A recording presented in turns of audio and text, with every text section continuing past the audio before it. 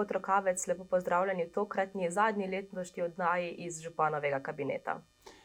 Lep pozdrav tudi vam in pa spoštovanim gledalkam in gledalcem. Zadnje čase slišimo o veliko težavah, kar se tiče avtobusnih prevozov železnice. Kako je z ureditvijo linijskih prevozov tukaj v Litiji? Ja, zagotovo je ta sprememba, se pravi na enoten sistem preko, se pravi, agencije DUJP-a z 1. julijem letošnjega leta prinesla določene težave, ki jih mogoče do takrat niso bile v takšnem obsegu. Namreč tiste linije, ki smo v celoti bile financirane iz občinskega proračuna, nismo imeli težav z, se pravi, registracijo, identifikacijo določenih avtobusnih postajališč. Zato je mogoče pri tem prehodu prišlo do nekaj težav, predvsem v tem, da se pravi, izvajalci, ki so sicer bili isti podizvajalci, kot so izvajali pred 1. julijem, niso smeli ustavljati na določenih neustrezno urejenih mestih, da bi pobirali potnike. To smo na nek način z dogovorom za ta prehodni čas do neke mere rešili, kljub vsemu pa se zdaj rešujejo zadeve z ureditvijo teh postajališč.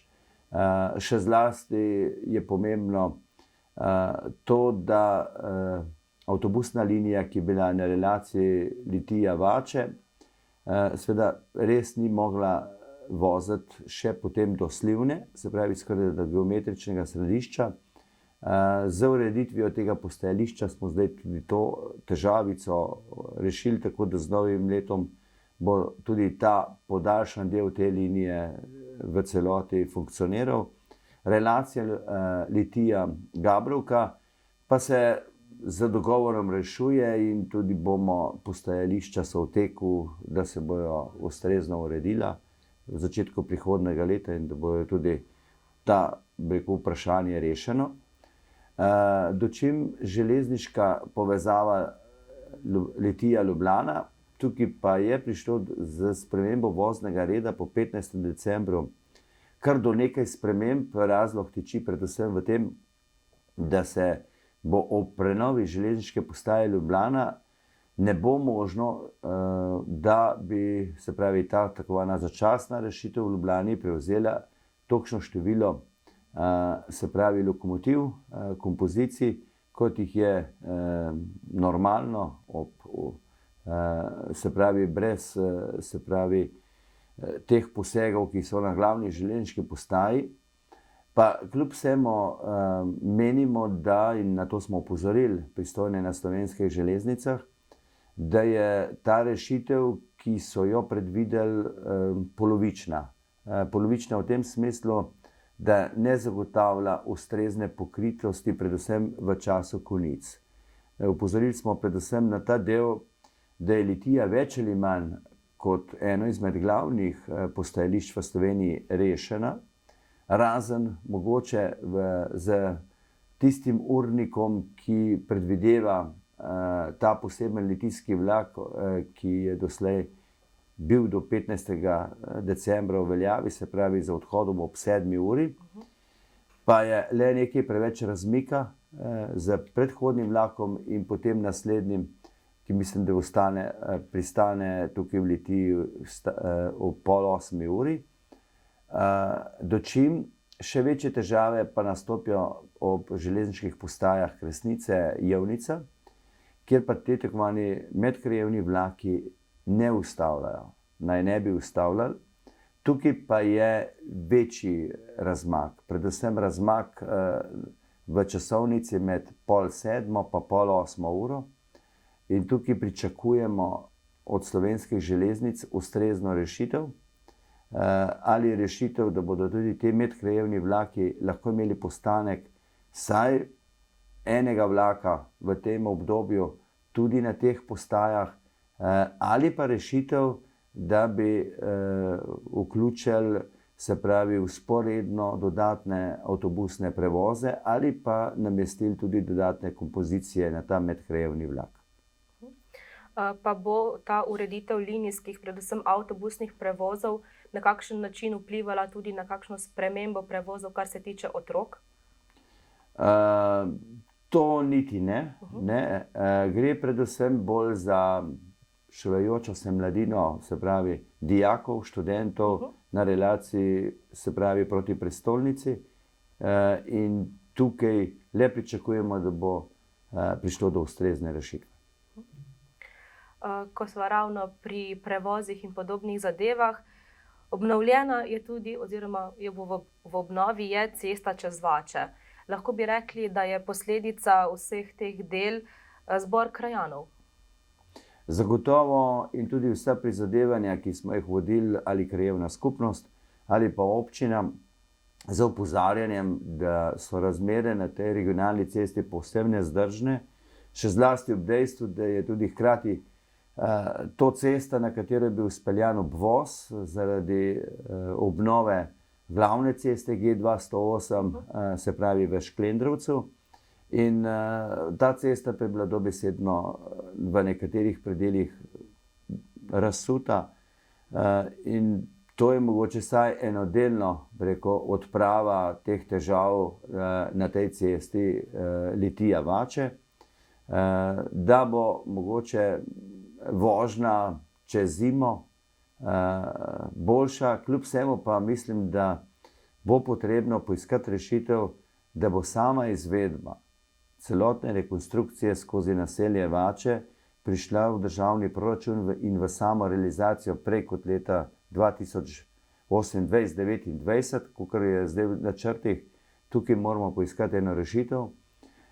Opozoril bi pa kljub vsemu na to, da in to želimo tudi Direkcijo za infrastrukturo na tem prvem sestanku v prihodnjem letu opozoriti, da se najdejo ustrezne rešitve za hitrejšo investicijsko vzdrževanje glavne ceste G208 Ljubljana-Litija in pa predvsem na eno novo, spremenjeno dinamiko, kako se bodo te, se pravi, zapore bolj jasno evidentirale in izvajale, pa seveda tudi bolj, fleksibilno načrtovale, da bo večji pretok prometa ob, se pravi, delovišču Šklendrovec.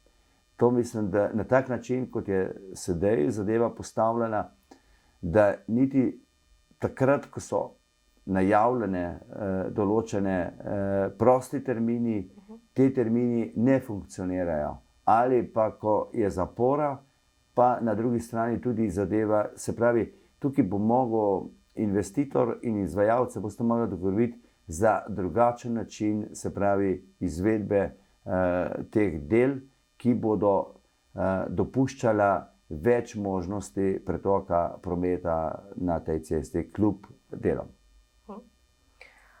Kako pomembna je povezava tako med občinami, kar se tiče predvsem komunikacije, je pa zelo dober primer urgentni center tukaj v Litiji oziroma sama obnova zdravstvenega doma. Ja, zagotovo zdravstveni dom je že v teh posegih novih investicij naredil pomembne korake v teh 2 letih. Zdaj pa seveda mislim, da z odločitvijo, da je vlada podprla izgradnjo satelitskega urgentnega centra, pa se daje dejansko res možnost, da bo nujna medicinska pomoč na ustrezni ravni se lahko tudi razvila in pa tudi izvajala. Gre predvsem za to, da je to razvejeno območje, ki ni samo območje občine Litija in pa Šmartno pri Litiji, ampak sega tudi en del občine Ivančna Gorica in pa občine Šentrupert, in imeli, se pravi, pacienti ustrezno možno oskrbo ob, se pravi, tistih predvsem nepredvidljivih dogodkih, ki jih pri tej nujni pomoči je potrebno izvesti. In zato nas čaka res zdaj v naslednjih 2 letih na eni strani zelo se pravi tudi pomemben tudi finančni vložek občin, na drugi strani seveda pričakujemo takšno participacijo državnega proračuna, kot je v predlogu, se pravi približno 2/3 te investicije, da bo pokril državni proračun. In seveda, da bo se pravi zagotovitvijo novih prostorov, seveda tudi kadrovsko okrepitvijo, potem postavljen en temelj za urejeno nujno medicinsko pomoč. Smo že kar globoko v mesecu decembru in lahko bi rekli, da je ključni del decembra še pred nami. Za ta del so značilne predvsem razne prireditve, druženja in podobno. Kaj vse nas čaka v tem tednu in pa v prihodnjem v občini Litija? Ja, zagotovo, tako kot ste povedali, december je pester, seveda povsod, pa seveda tudi v Litiji. Zagotovo nas se pravi tem, pa prihajajočem še naslednjem tednu čakajo številni dogodki.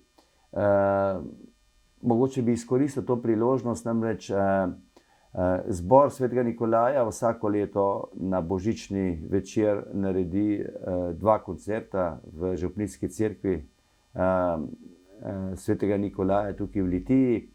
In prisrčno vabljeni tudi letos, tako ob 17. uri in potem ob 19:30 na res 2 vrhunska dogodka. Potem lansko leto je bila novost predstavitev jaslic v Pesku pred rudnikom Sitarjevec. Gre za izvirno, se pravi, umetniško mojstrovino naše občanke Irene Režek, ki seveda za svojo poslikavjo na, se pravi, jaslic v pesku, ki je sicer ta poslikava na steklu in potem predvajana na samem velikem platnu, tekom celotnega dogodka naredi celo vrsto, se pravi, izjemnih, bi rekel, prizorov in na nek način nam pričara jaslice na čist drug, izjemno umetniški način. Tako da vabljeni pred rudnik Sitarjevec na dan samostojnosti in enotnosti, se pravi 26. decembra ob 18. uri. Potem naslednji dan, v 27. pa vsako leto smo priča lepemu koncertu našega pihalnega orkestra Litija v športno dvorano ob 19. uri. In seveda potem lepo vabljeni še na 2 lepa dogodka se pravi, na parkih pred občino Litija, 29. koncert za slovito našo res izjemno pevko Nino Pušlar. In pa potem seveda na Silvestrovo, da se dobimo in nazdravimo novemu letu z domačo skupino Lesari. Dogodkov je vsekakor veliko, sedaj pa samo še upajmo na kakšno snežno pošiljko, da bodo prazniki še bolj čarobni. Ja, to bi bilo pa res povsem čarobno in enkrat si želimo tudi to. Gospod župan, najlepša hvala za vse te informacije in pa želimo vam lepo preživeti praznike. Hvala tudi vam, hvala tudi za, se pravi, tako res korektno poročanje o delu in življenju naše lokalne skupnosti. Jaz vam želim vse dobro tudi v prihodnjem letu in pa dobro sodelovanje, prav tako pa tudi spoštovanih gledalk in gledalcev.